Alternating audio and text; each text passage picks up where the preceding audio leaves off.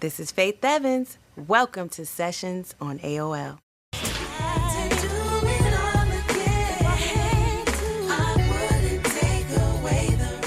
The inspiration behind the title of my new album, The First Lady, is my former label president, Puffy, used to call me the First Lady because I was the first female solo artist signed to Bad Boy Records. With my new home, which is Capitol, I am still the first female solo urban R&B soul artist that they have.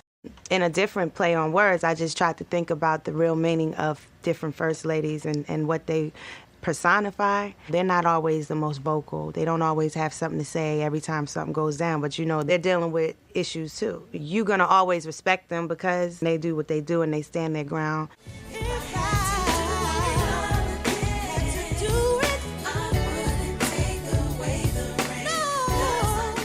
Again, was inspired by my trials and tribulations, my life, my career, and just the fact that there's certain things that people are going to want to talk about or ask about, especially given the fact that every aspect of your life is sort of on display. So I chose to write a song that sort of was a testimony for me. Hey, you got me mesmerized. I don't know what to do.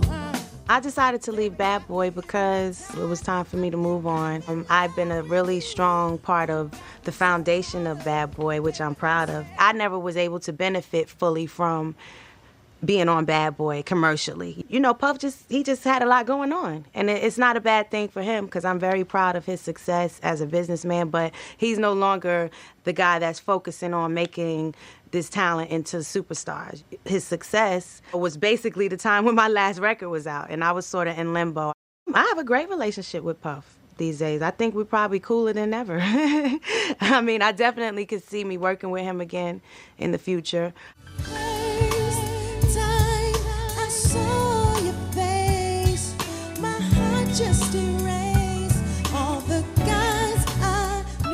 After Big died, the main thing that sustained me was God and staying in prayer and having a supportive base of friends and family, trying to stay positive and knowing that that was something that, you know, we never foresaw. But in life, there's so many situations that come about like that. It was the closest that I've been to someone and had to deal with all the different aspects of it. And being an artist at the time and everything being so exposed to the rest of the world, it certainly was something that, you know, it was hard to bear.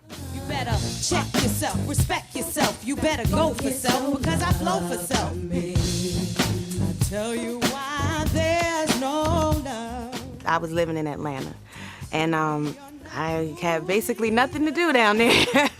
I wasn't really in the studio recording. I was not productive professionally. However, I met a trainer who actually made me enjoy working out. I mean, it's never fun in the beginning, but she didn't make it something that I dreaded doing the next day. By the time I was able to complete whatever the task was, there was just such pride. Like, I was just proud of myself. It became more of a thing for me, about me challenging myself. So the weight loss came not overnight, but working out is something that's become a part of my life. I've sort of gotten obsessed with it. I want to be the grandmother that's fly and looking cute all the time.